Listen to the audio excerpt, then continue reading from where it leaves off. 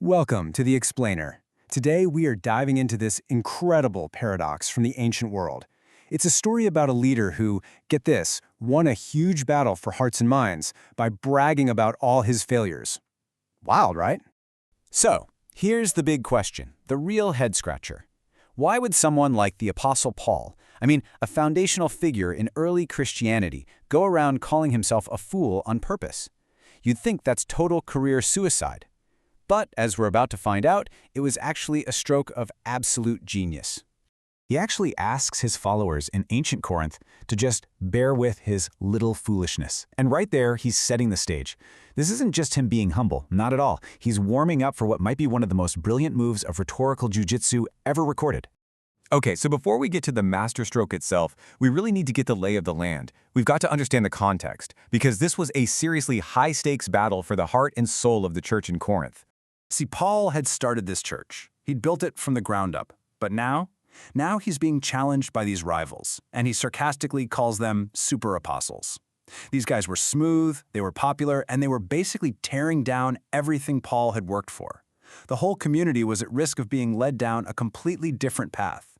And man, the difference between them could not be more obvious. The super apostles, they were all about worldly power. They preached for a paycheck, they flashed their credentials around, and they thought manual labor was beneath them. Paul, he did the exact opposite.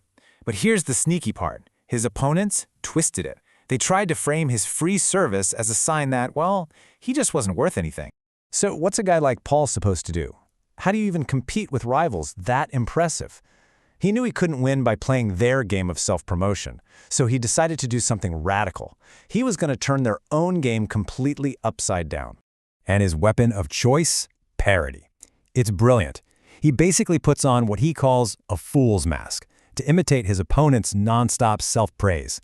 It's like he's saying, "Oh, you guys want to boast? Okay, fine, I'll play, but trust me, you are not going to like what I have to brag about." And you got to understand, this wasn't about ego for Paul. Not even close. His motivation was this fierce, protective love. He uses this incredible analogy. He pictures himself as a father who has promised his daughter, who is the church, to one husband, to Christ. But now he sees these deceptive suitors trying to lead her astray, and he's got to step in and protect her. And let me tell you, Paul does not pull any punches. He just rips their masks right off. He calls them false apostles, deceitful workers, and then he makes this absolutely stunning comparison. He says their whole polished act is just like Satan disguising himself as an angel of light. Wow. So when Paul finally decides, okay, I'm going to boast, the resume he presents just shatters every single worldly expectation of what a leader's credentials are supposed to look like. He takes their challenge head on. He asks, are they servants of Christ? And then, almost like he's going crazy, he says, I am a better one. But as proof, it's not a list of his greatest hits or his most powerful speeches. No, it's a shocking, unbelievable catalog of suffering. So what's on his list of achievements? Well, 5 times he says he received the 39 lashes. Just think about that. 3 times he was beaten with rods. 3 times he was shipwrecked.